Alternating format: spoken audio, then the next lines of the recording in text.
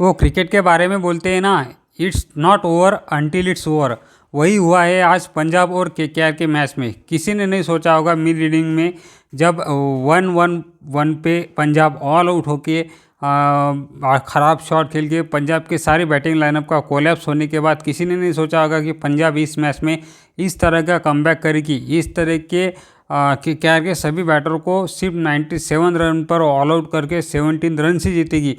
ऐसा किसी ने नहीं सोचा होगा। लेकिन क्रिकेट के बारे में ये अनप्रिडिक्टेबल गेम क्रिकेट को हमेशा से कहा गया है और क्रिकेट ने उसे आज साबित किया भी। क्या मैच हुआ है, बहुत ही बढ़िया, बहुत ही ऐसा मैच बहुत दिनों के बाद एंजॉय किया। और पंजाब का पिछले 2 सीज़न से ऐसा ही कुछ चल रहा है। पिछले सीज़न भी पंजाब ने केकेआर के खिलाफ ही 262 टारगेट चेस कर डाला और इस सीज़न सबसे लोएस्ट टारगेट डिफेंड कर डाला, वो भी सिर्फ केकेआर के खिलाफ। पता नहीं पंजाब को केकेआर के सामने क्या होने जा रहा है। तो उसके सामने जब भी जा रहा है कुछ ना कुछ रिकॉर्ड बना के आ रहे हैं। पिछले 2 साल से तो यही कहानी लगातार चलती हुई आ रही है। केकेआर को पंजाब ने सिर्फ अपने रिकॉर्ड बनाने के लिए रखा हुआ है, ऐसा कुछ लग रहा है। जिस प्रकार पिछले साल 262 चेस किया था पंजाब ने, किसी ने नहीं सोचा होगा कि ईडन गार्डन में केकेआर के खिलाफ इतनी अच्छी बॉलिंग लाइनअप के खिलाफ पंजाबी चेस कर पाएगी। लेकिन पंजाब ने उस दिनों किया।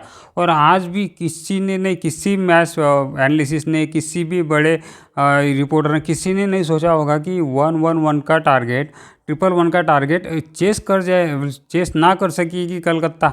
ऐसा किसी ने नहीं सोचा होगा, वो भी इतनी बढ़िया, इतनी बड़ी और इतनी लंबी बैटिंग लाइनअप के साथ। इस तरह से जिस तरह से पंजाब के बैटिंग लाइनअप का कोलैप्स हुआ, उससे भी खराब लेवल का कोलैप्स हुआ केकेआर के बैटिंग का। आप देखोगे केकेआर 9th ओवर तक केकेआर की विनिंग परसेंटेज 98% थे और पंजाब के सिर्फ 2%।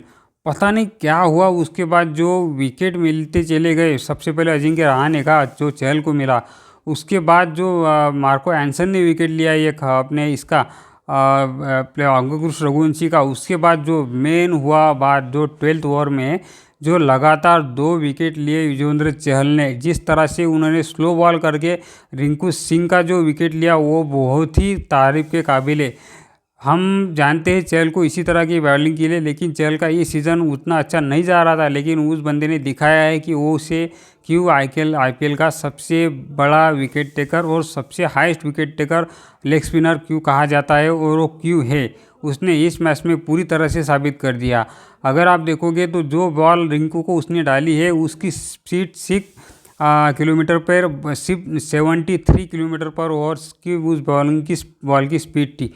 इतने लेवल का स्लो बॉल डाला उसने, इस कारण रिंकू उस बॉल में डिफीट हुआ और डिफीट होने के बाद कारण उससे वो स्टंप आउट हुआ।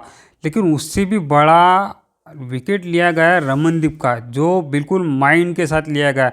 जिस तरह से श्रेयस अय्यर पीछे वाली लेग स्लिप से जिस तरह से इधर टर्न हुए, वो बहुत ही ऐसा हम कह सकते हैं कि प्लान करके, जिस तरह से टेस्ट क्रिकेट में ऐसा प्लेयर आजू बाजू में रह के स्पिनर के साथ जैसा कि टेस्ट विकेट में विकेट लेते, कुछ इसी तरह से इस विकेट पर, इतनी फ्लैट विकेट पर, इतने बैटिंग फ्रेंडली विकेट पर युजवेंद्र चहल ने और अपने श्रेयस अय्यर ने, इन दोनों ने अपने दिमाग के साथ, अपनी सूझबूझ के साथ जो विकेट लिया रमनदीप का, भाई बहुत ही खतरनाक। उसके बाद तो नीचे से सिर्फ आंधिर असर रहे थे, एक ही विकेट था जो उनको लेना था और नीचे से लगभग मैच ख़त्म ही कर डाला पंजाब ने। जिस प्रकार से पंजाब एक साथ विकेट लेती चाहिए, हर एक ओवर में विकेट लेती चली गई, चाहे वो मार्को एंसन हो, चाहे वो युजवेंद्र चहल हो, उसके साथ साथ जो वेंकी अय्यर का विकेट लिया मैक्सवेल ने, लगभग पूरी के पूरी टीम एफर्ट करके ये मैच जीता है। इस पे डिटेल में बात करी जाए तो टॉस तो पंजाब ने जीता और पंजाब ने पहले फैसला किया हम पहले बैटिंग करेंगे।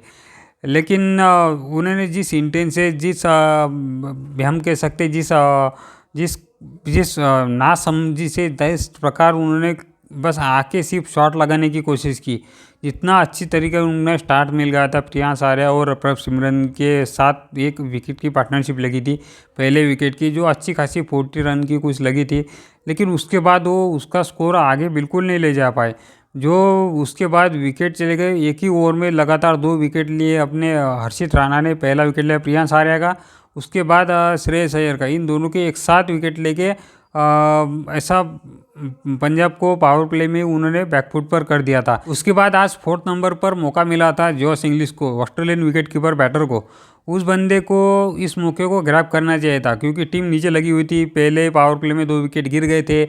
लेकिन उस बंदे ने जो स्वीप शॉट लगाया वो भी अपने वरुण चक्रवर्ती को स्वीप लगाने की कोशिश की, उस कारण वो बंदा क्लीन बोल्ड हो गया। आते ही 2-4 बॉल खेल के वो बंदा सीधा स्वीप लगाने चला गया, उसके कारण वो आउट हो गया। और उसके बाद भी जो बैटर आते चले गए पंजाब के सभी खराब शॉट खेलते हुए आउट होते चले गए। चाहे नेहल वडेरा हो, उसने थोड़ा स्टार्ट लेने की कोशिश की लेकिन वो भी कुछ ज़्यादा कर नहीं पाया, 10 रन बना के वो भी कुछ आउट हो गया। हाई स्कोर पंजाब में सिर्फ प्रभ सिमरन ने बनाया 37, और उसके बाद मैक्सवेल तो एक इजी विकेट है हर किसी स्पिनर के लिए, चाहे कोई भी स्पिनर हो। मैक्सवेल उसका विकेट ऐसा रहेगा कि वो दूसरी टीम के लिए एक प्लेयर आप कह सकते हो सामने वाली टीम में कम ही है, इस तरह का विकेट चल रहा है मैक्सवेल का। इतना इजी इस तरीके से आउट किया है मैक्सवेल को वरुण चक्रवर्ती ने कि आप कह सकते हो कि यार इस लेवल पे इस तरह के शॉट सिलेक्शन अगर कोई करता है तो इसे कैसे खेला जा सकता है, कैसे खिला रहे हैं इसे, उसकी एबिलिटी पर यहाँ चेक किया जा सकता है।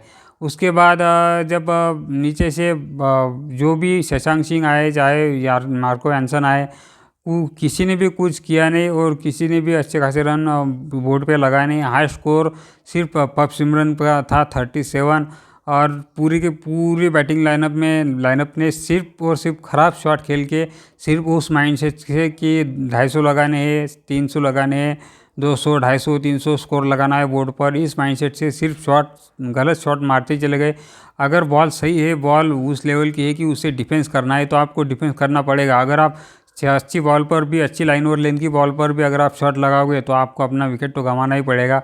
और वैसा हुआ सारी पंजाब की बैटिंग लाइनअप के साथ, और सिर्फ 111 पे सारी की सारी बैटिंग लाइनअप ने कोलैप्स किया। सिर्फ 15 ओवर में ही सारी बैटिंग लाइनअप आउट होकर पवेलियन चली गई, और केकेआर के सामने सिर्फ 112 का ही टारगेट था। मुझे लग रहा था कि मिड इनिंग में कि केकेआर नहीं तो कुछ 12th ओवर तक ये इजीली टारगेट कर जाएगी, कितना भी विकेट जाए, कितना भी कुछ रह जाए, 11-12 ओवर तक केकेआर लगभग ये टारगेट चेस कर लेगी। लेकिन केकेआर ने भी वही सेम गलती की। सबसे पहले जो सुनील नारायण, उनका तो कुछ ये हम कह नहीं सकते, वो खेलती इस प्रकार से है। लेकिन उसके बाद जो विकेट लिया, बार्टलेट ने विकेट लिया अपने क्विंटन डिकॉक का, वो सबसे बड़ा विकेट था मुझे लगता है। उसके बाद जो पार्टनरशिप लगाई अंकुश रघुवंशी ने और अपने अजिंक्य रहाणे ने, बहुत ही अच्छी पार्टनरशिप लगी दोनों के बीच। 62 रन के आसपास दोनों ने ही मैच को लेके चले गए।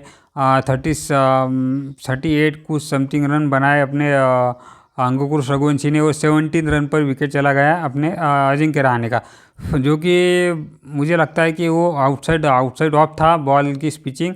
लेकिन वो अंकुश रघुवंशी ने उन्हें मना कर दिया था रिव्यू लेने के लिए, उस कारण अजिंक्य रहाणे ने रिव्यू नहीं लिया और अपना विकेट गंवा के चले गए। चहल ने उसका विकेट लिया। उसके बाद पंजाब के लिए सारा का सारा मिडल ऑर्डर खुल गया था केकेआर का। जो उसके बाद रिंकू सिंह आए, रिंकू सिंह को जो बॉल डाल के युजवेंद्र चहल ने आउट किया, वो बहुत ही खतरनाक। उसके बाद आते जैसे जैसे बैटर आते चले, चाहे वो वेंकी अय्यर आए सबसे पहले 5th नंबर पर, वेंकी अय्यर को बहुत ही अच्छी तरह से LPW किया मैक्सवेल ने।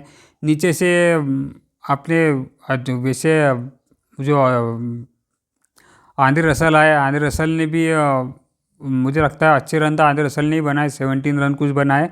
नीचे से आके 2 छक्के लगाए, 1 चौका लगाया। लेकिन जो रमनदीप आउट हुआ वो बहुत ही ऐसा हुआ कि उस वक्त की सारे बैटर ख़त्म हो गए। सिर्फ हर्षित राणा, उसके बाद रमनदीप के बाद हर्षित राणा आए और एक आंद्रे रसल क्रीज पर थे। लेकिन तब भी चांस थे केकेआर के जीतने के। 38 बॉलों पर समथिंग 28 कुछ रन चाहिए थे, जो कि इजीली टारगेट हो सकते थे। लेकिन उन्होंने स्टे करने के मूड में नहीं थे, सिर्फ शॉट लगाने के मूड में थे सारे के सारे। उसी कारण हर्षित राणा भी शॉट लगाने के कारण ये हो गए, स्टम्प आउट हो गए, और उसके साथ साथ आंद्रे रसल भी वैसे ही आउट हो गए। और पंजाब ने अपने इस सीज़न की कह सकते हो बहुत ही अच्छी विन हासिल की, और पूरे IPL के हिस्ट्री की सबसे लोएस्ट टोटल को डिपेंड करके अपना नाम दोनों चीज़ में, हाईएस्ट टोटल को चेस करने में और लोएस्ट टोटल को डिपेंड करने में अपना नाम दर्ज किया है पंजाब ने।